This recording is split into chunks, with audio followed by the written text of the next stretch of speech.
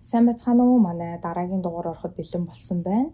Бичлэгээ эхлэхээс өмнө анхааруулга болгож хэлэхэд өнөөдрийн та бүхэндээ ярьж өгөхөөр сонгож авсан хэрэг бол нэлийн хүнд олон хүнийг хамруулсан ийм аимшигтай хэрэг байгаа. За ингээд шууд бичлэгээ эхэлцгээе. 2012 оны 6 дугаар сарын 1-нд Шуурхай албаны 911 утсанд нэгэн дуудлага ирсэн. Энэхүү дуудлага нь ямар учиртай дуудлага байсан бэ гэхээр Baldwin County гэх газар нэгэн эрэгтэй машин дотроо толгойдоо буудуулан ямар ч ухаангүй байдалтай олдсон талаар ийм дуудлага байсан. За цагдаагийн ажилтнууд болон түргэн тусламжийнхан 911-т ирсэн дуудлагын дагуу хэргийн газарт ирэх үед толгойдоо буудуулсан тэрхүү залуу ухаан алдсан байдалтай. Гэхдээ арай амьсгал хураагаагүй байсан бөгөөд энэхүү эрэгтэй нь Дональд Холланд гэх эрэгтэй байсан. Түргэн тусламжийнхан Дональд гэх энэхүү эрэгтэйг яаралтай эмнэлэгт хүргэсэн боловч Дональд эмнэлэгт очиод удаагүй байх үедээ амьсгал хураасан байдаг. Дональдын толгойдоо авсан бууны шархнаас нь харахад Дональд өөрийнхөө толгойд буудсан байх боломжтой тийм шарх байснаас гадна нөгөө талаас нь аваад үзэх юм бол өөр хүн Дональдын толгойд буудсан ч байж болохоор ер нь л энэ нь амиа хорлолт байсан уу, аль эсвэл аллах байсан уу гэдгийг тогтооход маш хэцүү ийм хэрэг байсан.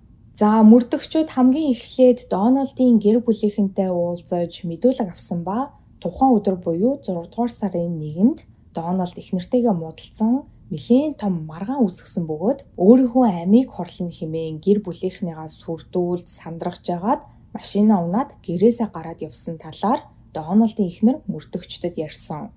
Үүний дараа мөрдөгчид Дональдын машиныг нэгжиж үзээд машин дотроос нь нэгэн утасны батарей олсон.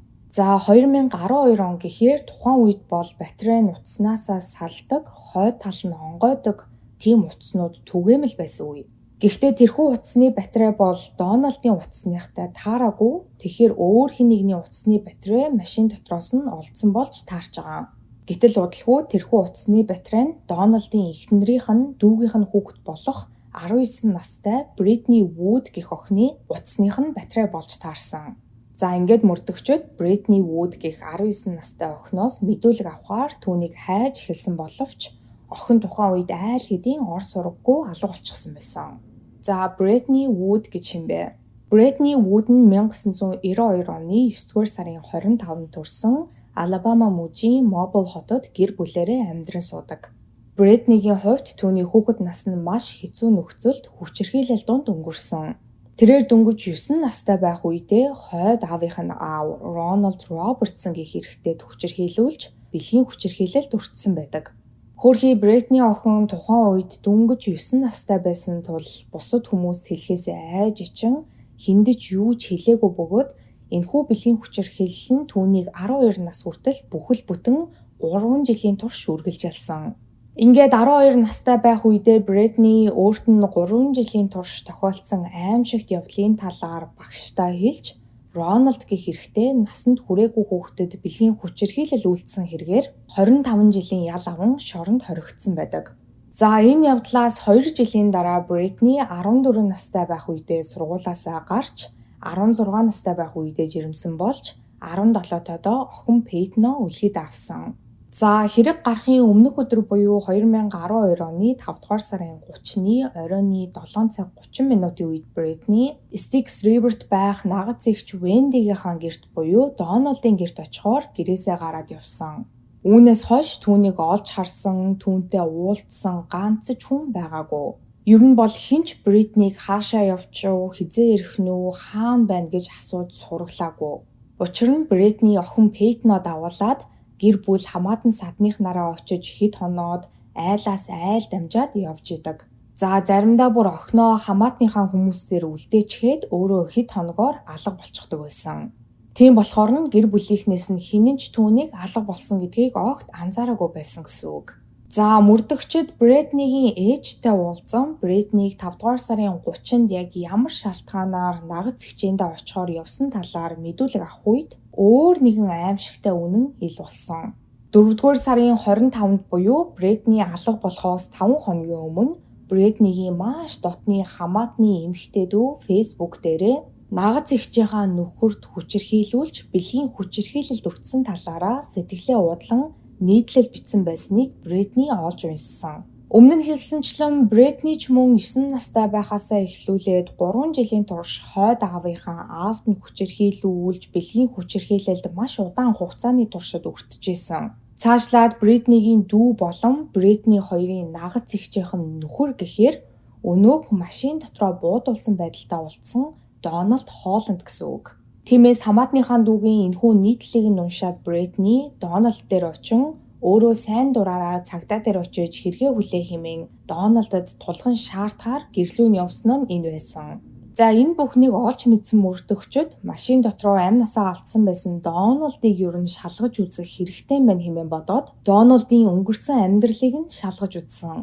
Гэтэл Дональд айл хэдэн өөр бэлгийн хүчирхийллийн хэрэгүүдээр цагдаад шалгагдаад хэдхэн хоногийн дараа түүний шүүх хурал нь эхлэхээр тов нь гарчихсан байсан гэдэг нь тодорхой болсон. Цаашлаад Дональдын шалгагдчихсан энэхүү бэлгийн хүчирхийллийн гэмт хэрэгүүд нь бүгдээрээ Дональд эхнэрийнхээ ах, эгч, дүүнэрийн насан туршаагүй хүүхдүүд буюу хамаатныхаа хүүхдүүдэд бэлгийн хүчирхийлэл үзүүлсэн ийм гэмт хэрэгүүд байсан. За яг энэ үеэс эхлэн мөрдөгчд Дональд болон тэдний гэр бүлийн ой гутам аимшигт нууцуудыг нэг нэгээр нь илрүүлж эхэлсэн байдаг.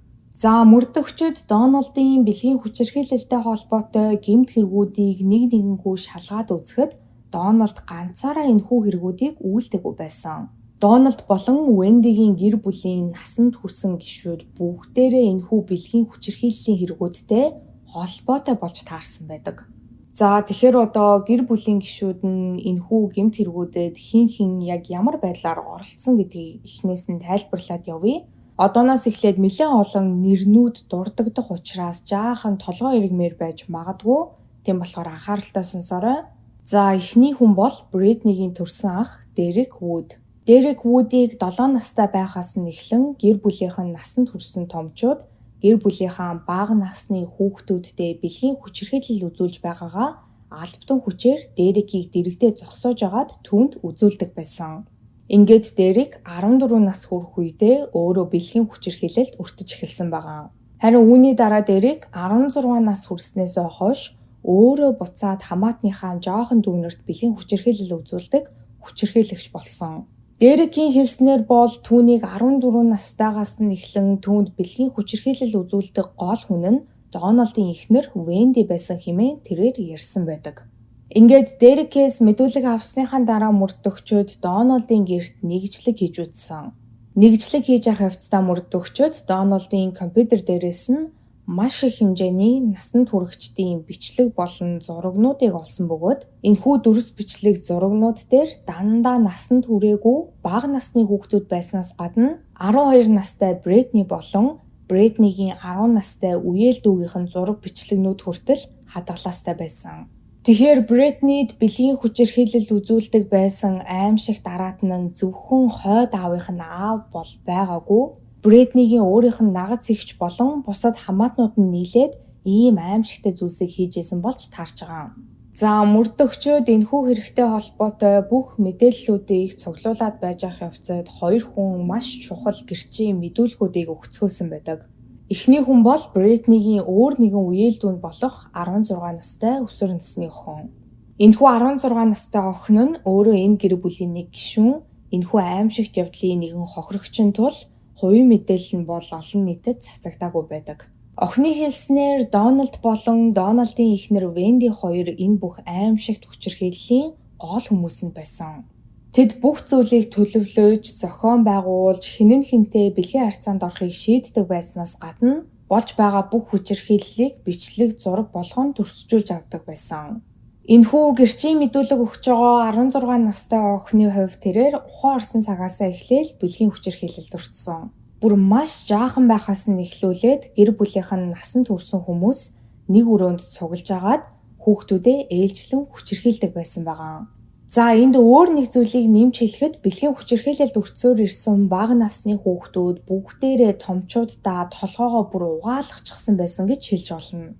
Мөрдөгчд энэхүү охиноос яагаад хүчирхийллийн талаар бусад хүмүүст хэлж цагдаад хандан тусламж гуйгаагүй гэдгийг нь асуухад охин хэлэхдээ би 14 нас хүртлээр жоохон хүүхдүүд гэр бүлийнхаа нас бие төрсэн хүмүүстэй бэлгийн харьцаанд орох нь тэдний үүрэг гэж боддог байсан. 14 нас хүрээд бүх хүүхдүүд над шиг амьдртгүй юм байна гэдгийг ойлгосон. Гэхдээ би Вендид маш их хайртай. Бид хоёр маш дотно. Яг л эгч дүү шиг. Би цагдаа дээр очиод бүх хүннээ хэлвэл Венди асуудалд орох байх гэж айгаад би хиндэж энэ талаар хэлээгүй. Венди намайг сонсож намайг ойлгодог ганцхан хүн байсан хэмээн ярьсан байдаг. За дараагийн мэдүүлэг өгсөн хүн бол Вендигийн ихэр эгчийнхэн нөхөр Дастин Кент. Дастин гэх энэхүү залуу бол өөрөө гэмт хэрэгтнүүдийн нэг. Тэрээр хэрэгээ хүлээвэл бусдаасаа арай бага ял авна гэж бодсон уу яасан ямар ч байсан хамгийн түрүүнд хийсэн хэрэгээ хүлээсэн байдаг.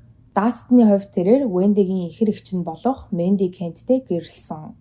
Эхэндээ Дастин Венди, Менди хоёрыг гэр бүлийн бусад гишүүдтэйгээ нийлэн насанд хүрээгүй бага насны хүүхдүүдийг хэрхэн хүчирхийлж байгааг хараал байж идэг байсан. Ерөөсөө ч энэ бүхэн буруу ингэж болохгүй гэд цагдаад мэдэгдэн хөөрхий хүүхдүүдийг аврах гэж бол оролдоогүй. За аврах нь байтугай хэсэг хугацааны дараа өөрөө тэдэнтэй нийлэн хүүхдүүдийг хүчирхийлж эхэлсэн байдаг. Дастны хэлж байгаагаар энэхүү гэр бүлийн энэ аимшигт хүчирхийлэл нь маш олон жилийн турш үргэлжилсээр ирсэн. За дараагийн хэрэг толботой гэмт хэрэгтнүүд бол өмнө нь дурдгдсан Вендигийн эгч Менди болон Вендигийн ах Рандал Вуднер байсан.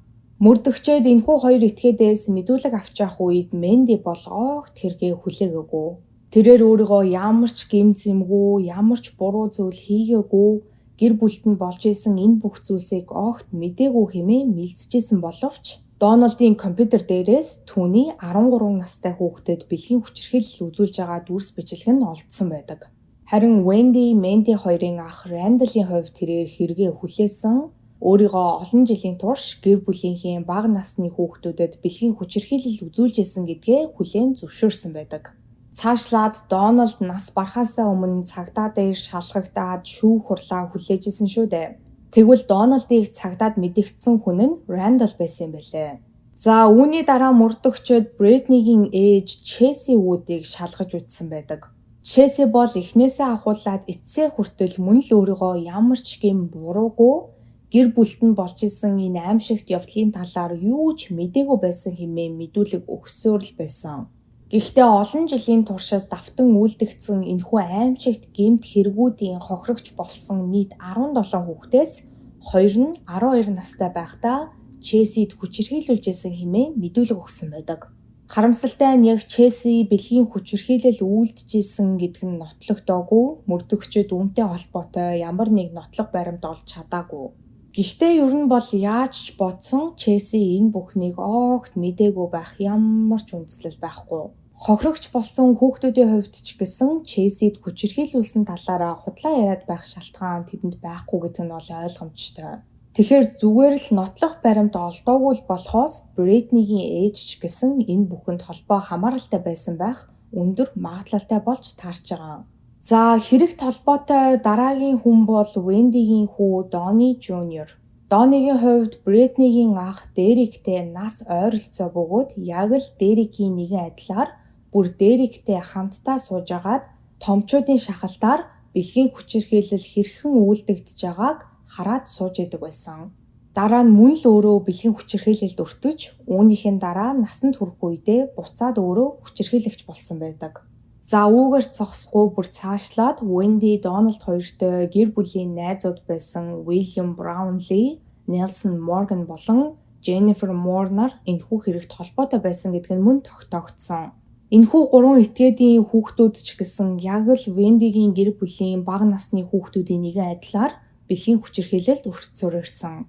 Тэгэхээр ингээд Вендигийн гэр бүлийн насанд хүрсэн нийт 8 гишүүд болон Вендигийн 3 найз гээд нийт 11 нас биед хүрсэн томчууд нийлж агаад насанд хүрээгүй бага насны нийт 17 хүүхдүүдийг олон жилийн турш бэлгийн хүчирхийлэл донд амьдруулсаар ирсэн байгаа. Эдгээр 17 хүүхдүүд нь бүгдээрээ өөрсдийнх нь хүүхдүүд байсан. За ингээд эдгээр хүмүүсийн шүүх хурал болж бүгдээрээ ял авцгаасан. Шүүхээс Вендиг хэргийн гол буруутан бусдыгаа гэмт хэрэг үйлдэхийг өдөөн турхирсан гэх шалтгаанаар насаар нь хорих ялаар шийтгсэн бол харин Вендигийн эгч Мендиг 40 жилийн хорих ялаар шийтгсэн. За Мендигийн нөхөр Дастаны хувьд мөрдөгчөдтэй тохиролцсон бүх хэрэгээ хүлээж шүүх дээр гэрчийн мэдүүлэг өгсөн гэсэн үндслээр 17 жилийн хорих ялыг өгсөн байт юм билээ.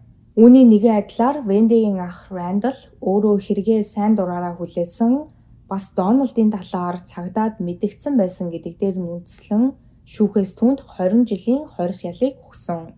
Харин Бритнигийн ээж Чеси Вуд, Бритнигийн ах Дерек, Вендигийн хүү Дони болон Вендигийн гэр бүлийн найз гэх 3 этгээд нь тус бүр яг хэдэн жил хоригдох ял авсан гэдэг нь олон нийтэд ил болоогүй. Ямар ч байсан бүгдээрээ тодорхой хугацаанд хоригдох ялаар бол шийтгүүлсэн. Гэхдээ яг яагаад энэ нь олон нийтэд ил болоогүй гэдэг нь бас ойлгомжгүй. За харин 19 настай байхдаа ор сураггүй алга болсон Бритни охины хувьд одоо хүртэл ямар ч сураг чимээгүй ор сураггүй алга болсон хүмүүсийн жагсаалтанд байдаг хэвээрэл байгаа. Түүнд юу тохиолдсон, тэрээр одоо хүртэл амьд байгаа, аль эсвэл нас барсан хэсэг нь өнөөдрийг хүртэл тодорхойгүй. Бритнигийн талаар олон нийтийн гаргасан хэд хэдэн таамаглалууд байт юм байлээ. Зарим нь Дональд Бритнийг хөнөөчхөөд дараа нь өөрийнхөө амь насыг хөнөөсөн байх боломжтой гэж үздэг бол нөгөө хэсэг нь Бритни Дональдыг хөнөөчхөөд өөрөө хаа нэг тийшээ зугтсан одоо хүртэл өөрийнхөө нэр болон бусад хувийн мэдээллийг нууцлан өөр нэрээр хаа нэг газар энгийн амьдралаар амьдарч байгаа хэмээн таамаглалт юм байна.